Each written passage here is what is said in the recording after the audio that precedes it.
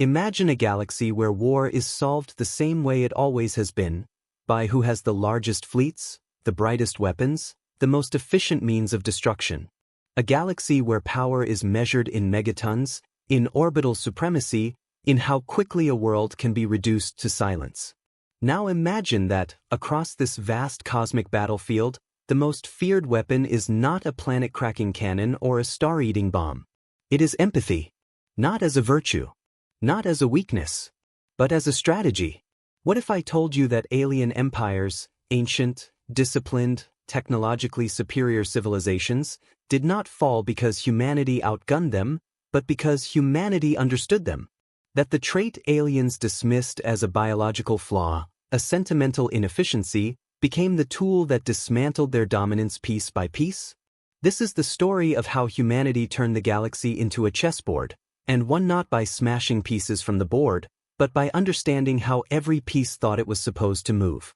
For centuries, interstellar conflict followed predictable rules. Empires rose through force. Borders were drawn with fire. Diplomacy was merely a pause between wars, and mercy was viewed as a temporary inconvenience. Alien civilizations perfected this system. Their wars were clean, logical, and efficient. They planned centuries ahead. They optimized everything. Everything except one thing. They never learned how to deal with an enemy that didn't just calculate outcomes, but felt them. Humanity entered the galactic stage quietly. We brought no superweapons. No ancient fleets. No claims of destiny. What we brought instead was something no empire knew how to classify. The ability to understand not just what an enemy would do, but why they believed it was necessary. At first, this baffled the galaxy. Then it unsettled it. And finally, it terrified it. Because when empathy is used as a lens, weaknesses appear where none were supposed to exist.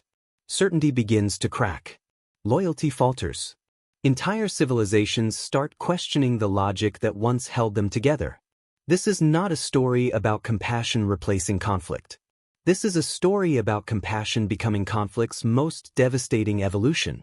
This is the story of the Galactic Chessboard, and the moment when human empathy became the universe's most dangerous strategic weapon. To understand why human empathy went unnoticed for so long, you first have to understand how the galaxy believed war was supposed to work. Alien empires did not stumble into conflict. They engineered it. Across the stars, warfare had been refined into a precise science, stripped of emotion, ritualized into doctrine, and optimized for efficiency.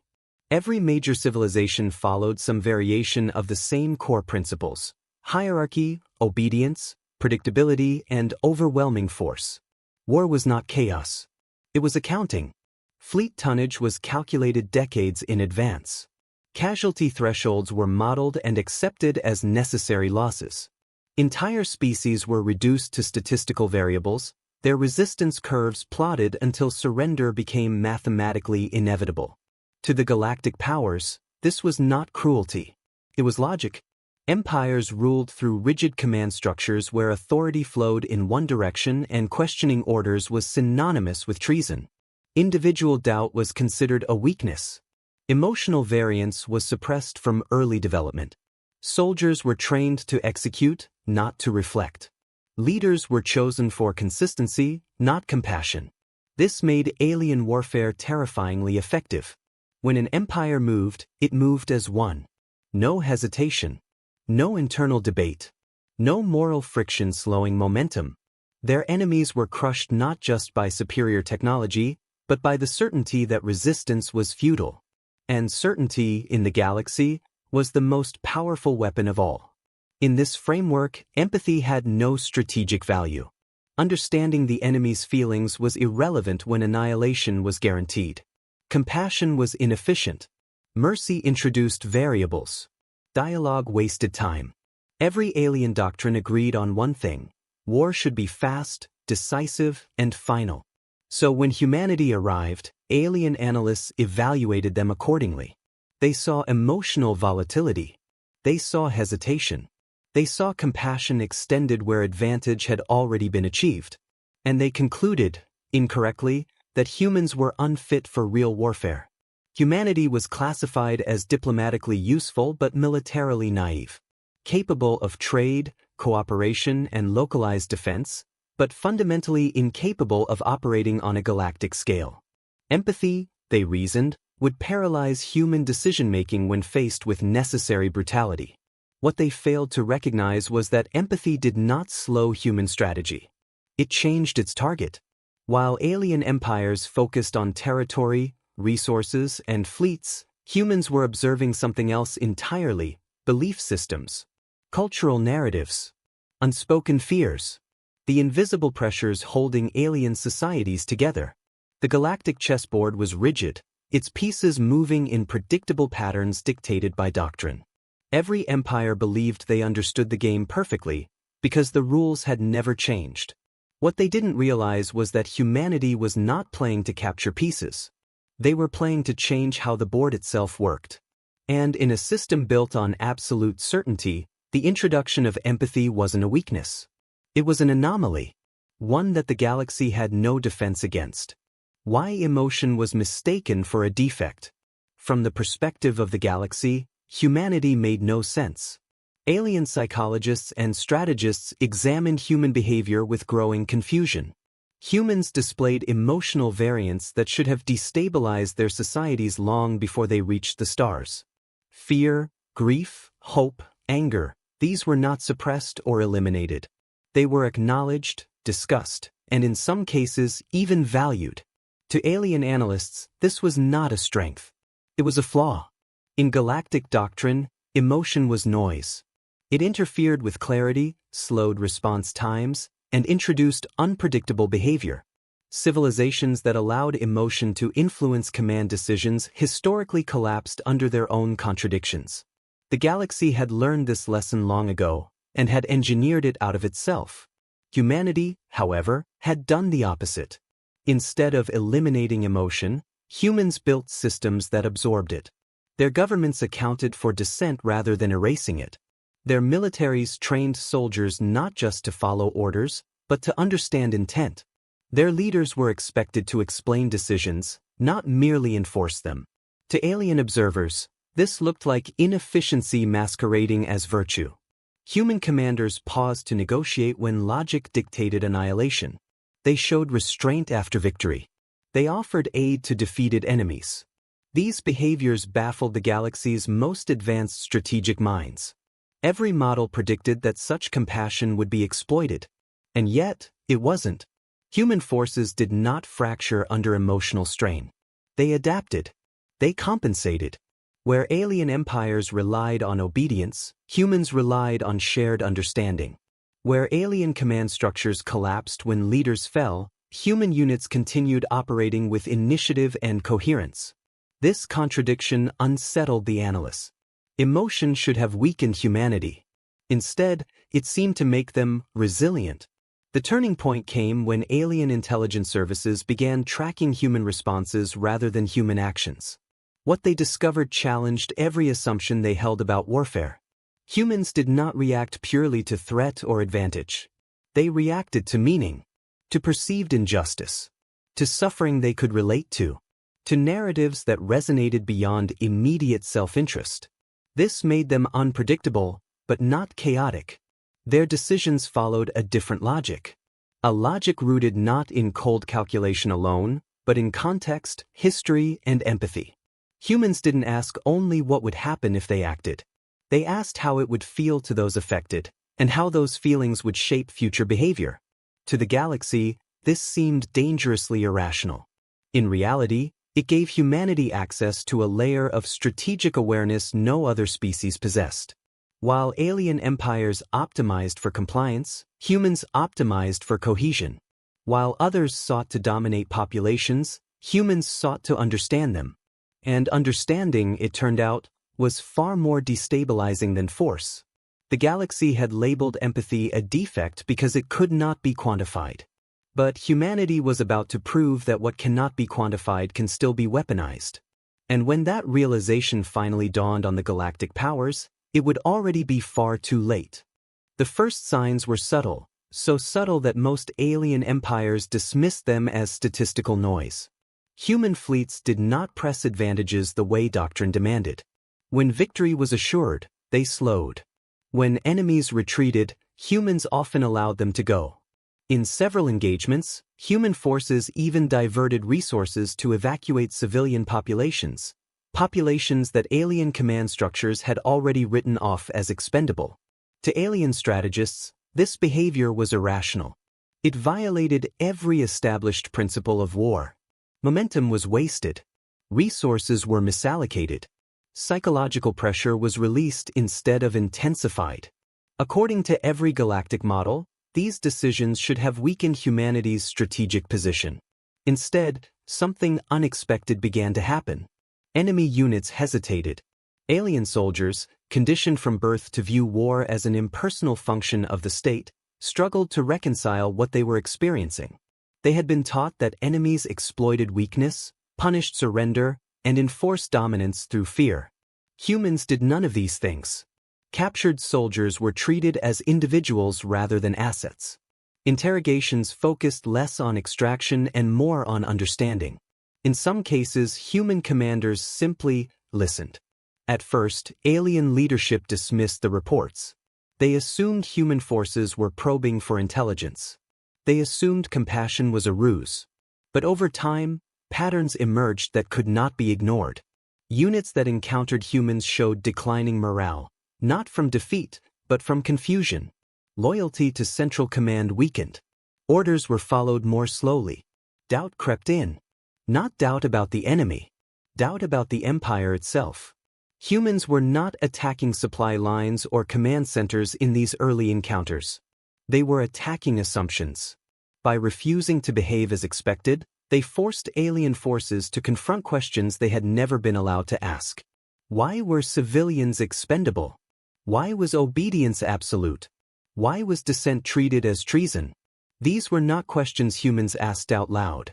They were questions alien soldiers began asking themselves. The battlefield, slowly and quietly, began to shift. War was no longer just about controlling space or resources. It was becoming a contest over narratives, over which version of reality made sense to those fighting it. Humans, with their instinctive grasp of emotional context, recognized this before anyone else did. They adjusted accordingly. Human operations became increasingly precise, not in terms of firepower, but in terms of impact. Instead of decapitating leadership, they exposed contradictions within it. Instead of crushing resistance, they amplified internal debate.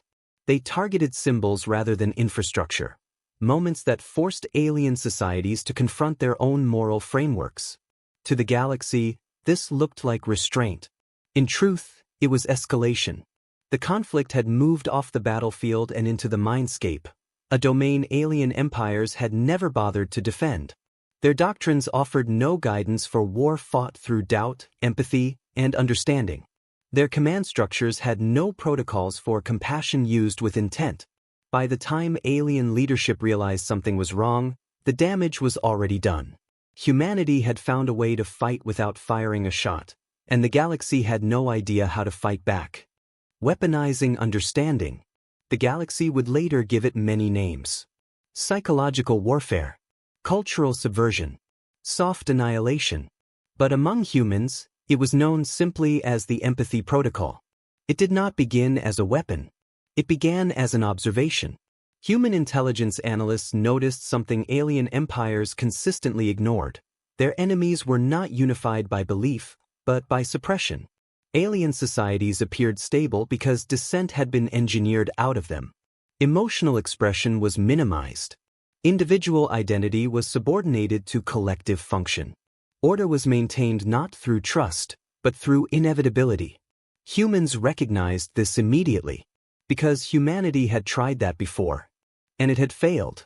Instead of asking how to destroy alien command structures, humans asked a far more dangerous question. What emotional load were those structures carrying? What fears were being buried beneath obedience? What hopes were being denied? What contradictions were being held together by force alone? The empathy protocol reframed intelligence gathering entirely. Human operatives no longer focused solely on fleet movements or energy output. They studied alien myths. Historical trauma. Cultural taboos. The quiet anxieties buried beneath centuries of rigid logic. They mapped not territory, but identity. What they discovered was devastating. Many alien empires were not unified civilizations at all. They were coalitions held together by fear of collapse. Entire species had been absorbed, stripped of cultural autonomy, and repurposed as economic or military components. Their grievances were never resolved, only silenced. Human empathy did not seek to inflame these tensions. It sought to understand them. Messages were crafted not to incite rebellion, but to acknowledge pain. Broadcasts didn't call for revolution, they asked questions. Questions that alien leadership had spent generations preventing their populations from hearing. Do you feel safe? Do you feel heard? Do you know why you fight? These questions spread faster than any virus. Once introduced, they could not be erased. Alien command structures had no defense against this form of engagement. Their doctrines assumed enemies sought submission or destruction.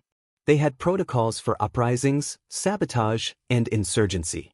They had no protocol for compassion directed at the oppressed within their own borders. And so cracks began to form. Entire populations began reassessing their role in the empire. Soldiers hesitated, not out of fear, but out of recognition. Administrators quietly delayed orders. Local governors sought dialogue rather than enforcement. Loyalty, once automatic, became conditional. The most terrifying part was that humans never demanded allegiance. They offered understanding. This placed humanity on a dangerous ethical edge. Within human councils, debate raged. Was it right to use empathy as a tool of destabilization? Was compassion still compassion if it was deployed with strategic intent? Could understanding another species' pain justify the collapse of entire civilizations? There were no easy answers.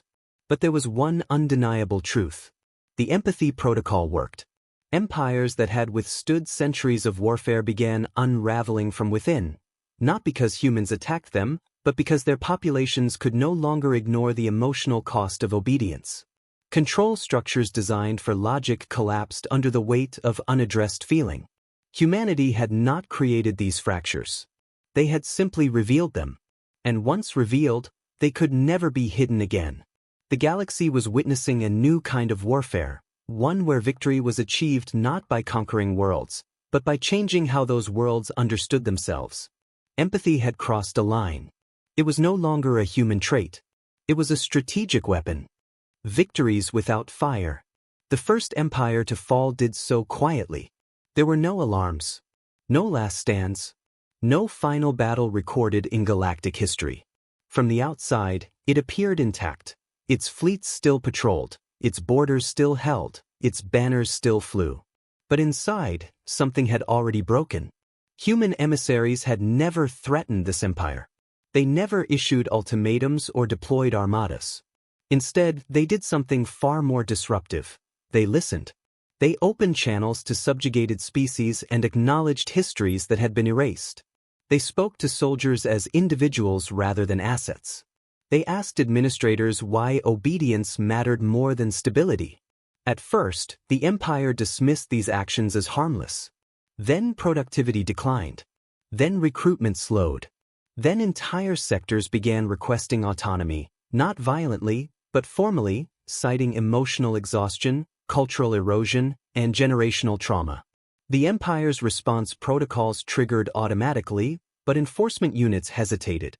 Not out of fear of humans, but out of recognition of themselves in those they were ordered to suppress.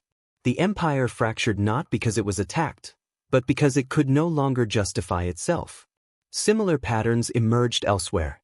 A militarized technocracy lost 3 frontier systems after local governors initiated referendums following prolonged human dialogue initiatives. A theocratic collective collapsed when humans uncovered suppressed doctrinal contradictions and presented them compassionately, allowing populations to reconcile faith with autonomy. A hive-based empire experienced internal desynchronization when humans engaged subminds individually, validating emotional divergence the central consciousness had long denied. None of these collapses involved orbital bombardment. None required invasion. Empires that had survived centuries of war fell apart within decades, not because they were weaker than before, but because their populations had become aware. Aware of choice. Aware of identity. Aware that obedience was not the same as stability. Alien leadership was powerless to stop it. Force only accelerated the unraveling. Each crackdown validated human messaging. Each suppression order reinforced the emotional truths humans had illuminated. Empires found themselves trapped, unable to concede without losing control, unable to repress without proving humanity right. Some attempted reform. It was too late. Their legitimacy had already evaporated. The most devastating aspect was that humans never claimed victory. They didn't occupy worlds or impose governance. They didn't install puppet regimes or extract tribute. When empires collapsed, humans stepped back. And others stepped forward. Former subject species formed councils, alliances, and federations, not under human command, but under shared understanding. Many reached out to humanity not as conquerors, but as mentors, protectors. In some cases, witnesses to a transformation they themselves had never been allowed to imagine. Galactic historians would later struggle to categorize these events. They did not fit the definition of conquest. They did not resemble rebellion. They were something else entirely. They were empires defeated by being understood. By the time the galaxy realized what was happening, it was already irreversible.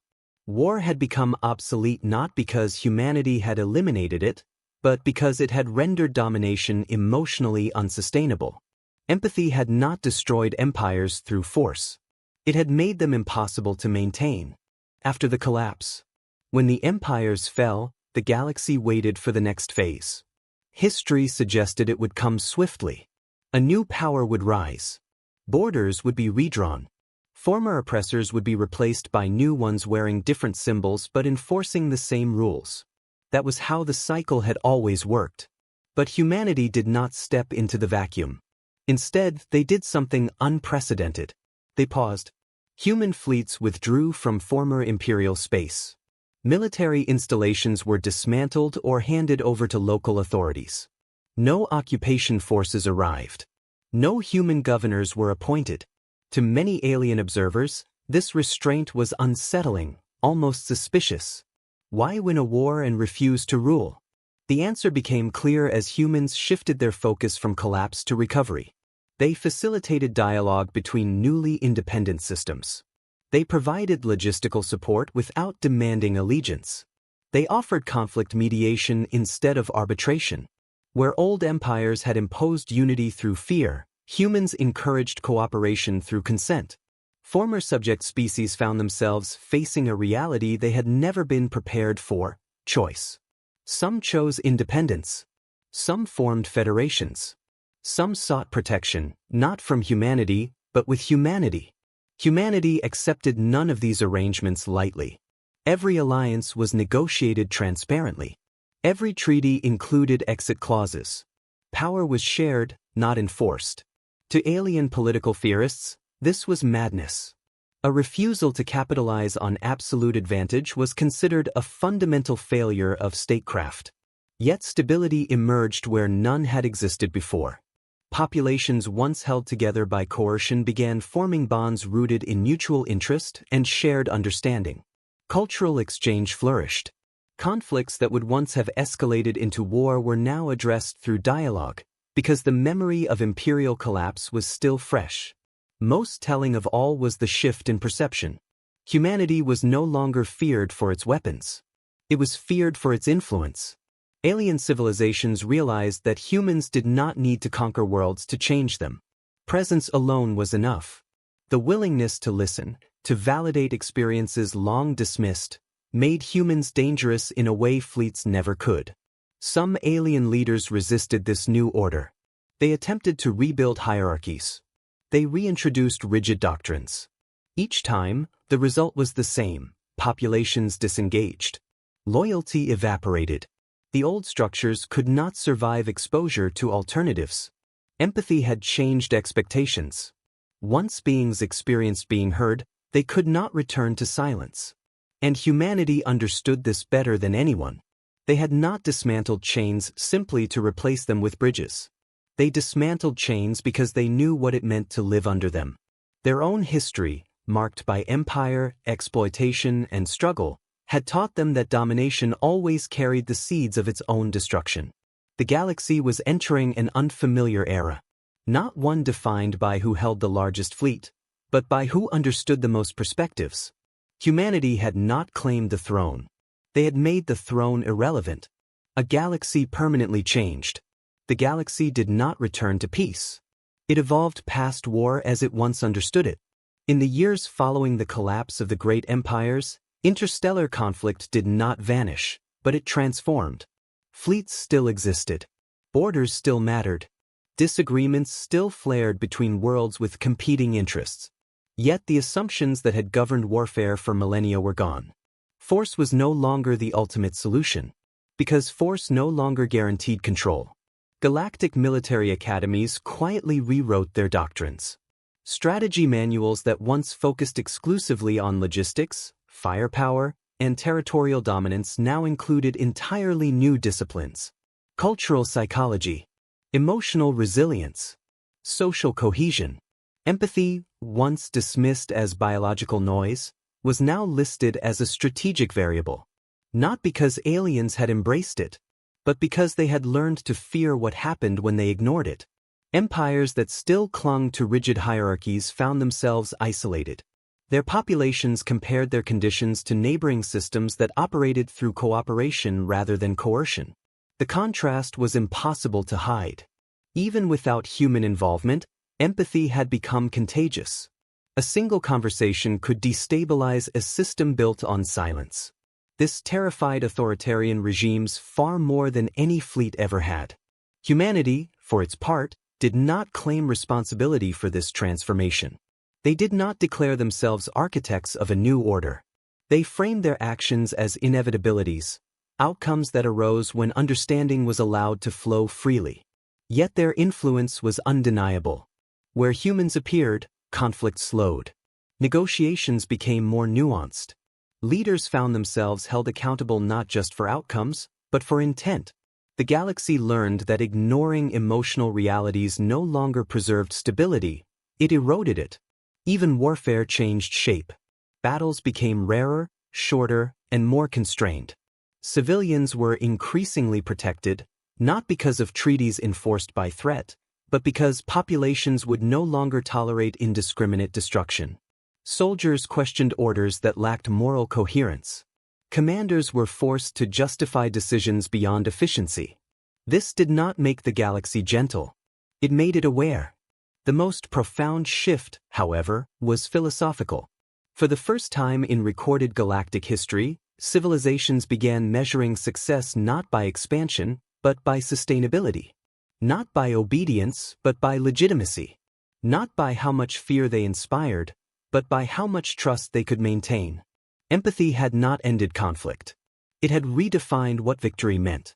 And in doing so, it had changed the trajectory of the galaxy forever. Humanity's true power. In the end, the galaxy was forced to confront a truth it had spent millennia avoiding. Power does not come only from what you can destroy. It comes from what you can understand. The great empires believed themselves invincible because they had mastered control of territory, of populations, of narratives.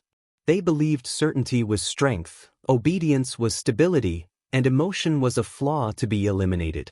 And for a long time, they were right. Until they met a species that did not fear feeling. Humanity never arrived with the intent to conquer the galaxy. We brought no doctrines of supremacy, no manifest destiny written in the stars.